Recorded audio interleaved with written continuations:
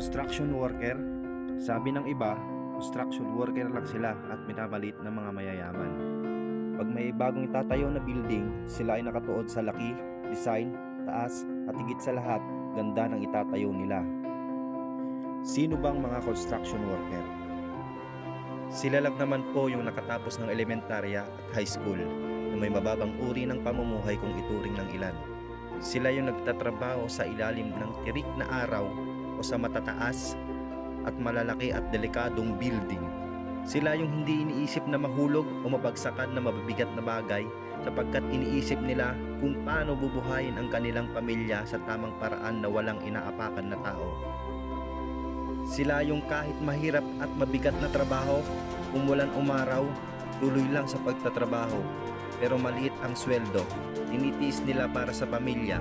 Ganito nila kamahal ang pamilya nila. Lahat gagawin nila, walang iniisip na hirap at pagod. Martilyo, lagari, pala, welding machine at iba pang gamit ang nagsisilbi sa kanila na ballpen. Sila yung madalas baon, sardinas, itlog, tuyo, tailes, minsan chichirya, at asin na lang pero masaya na sila doon. Isa sila sa pilit pinagkakasyang maliit na sweldo at minsan kulang pa. Be proud dapat tayo sa kanila. Construction worker lang kung tawagin sila. Saludo po ako sa inyo na proud kayo bilang isang construction worker na minamaliit lang ng karamihan.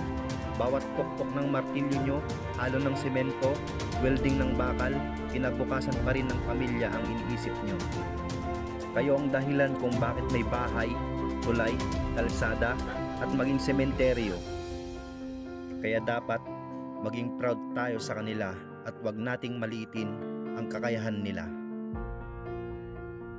Kaya paki-like and share kung naging proud din po kayo sa kanila.